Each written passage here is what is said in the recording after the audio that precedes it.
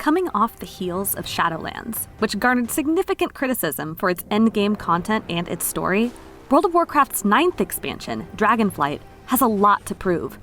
Fortunately, for those of us who have been wondering when the fog around the Dragon Isles might finally lift, Blizzard is at last preparing to launch its alpha, and I was able to get a brief, limited taste of what the dragons have in store for us.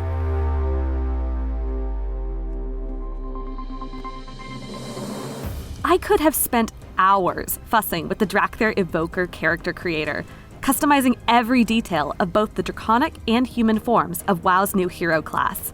It's the most robust character creation Blizzard has made yet, though at least some part of that is due to the Dracthyr's unique draconic forms, requiring a custom armor set rather than taking on the appearance of whatever armor they have equipped.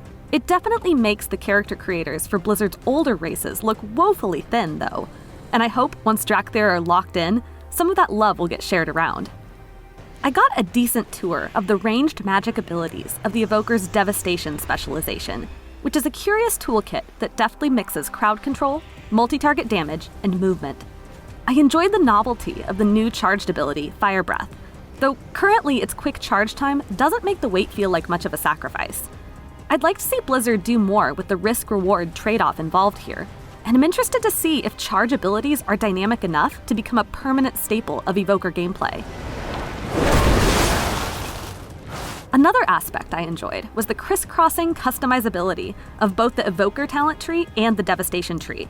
Devastation splits off into fire-themed and arcane-themed branches, while the Evoker tree has a side dedicated to crowd control and another dedicated to healing, so you can either make focused choices or mix and match. The differentiation in the trees feels almost like picking subspecializations, an idea that I hope will be carried out similarly with other classes too.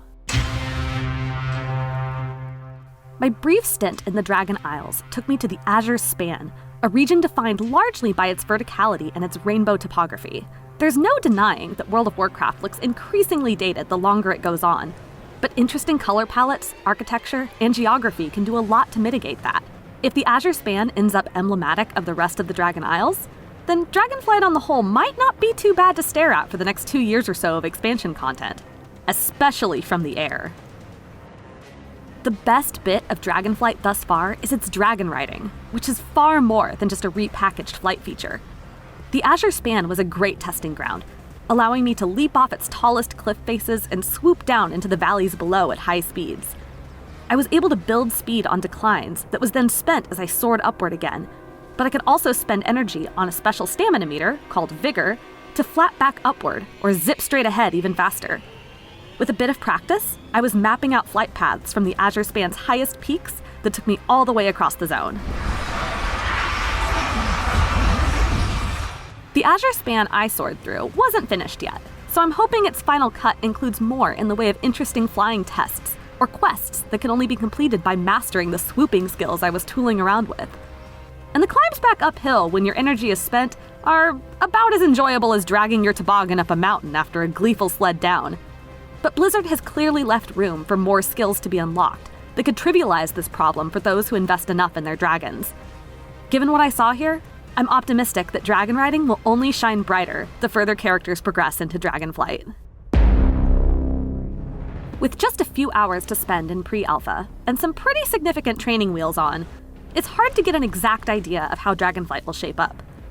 I didn't get a solid grasp of where the main story was going, but I did spend a lot of time doing very World of Warcraft activities like collecting pine cones and killing air elementals.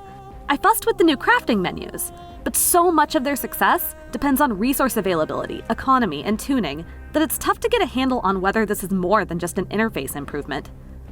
Similarly, UI customization appears to still be in its infancy, so while I'm optimistic for the feature, we're likely in for a lot of tinkering before anyone can say whether we should ditch all our old add-ons or not. That doesn't even mention all the keys to endgame: dungeons, PvP, long-term story progression, and raids.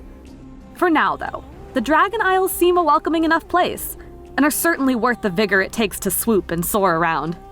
I'm curious to see whether Blizzard can ultimately deliver on its grandest promises for its long-awaited Dragon expansion, especially at such a chaotic time for the company and the studio. For more, check out our previews of Xenoblade Chronicles 3 and Sword and Fairy Together Forever. And for everything else, stick with IGN.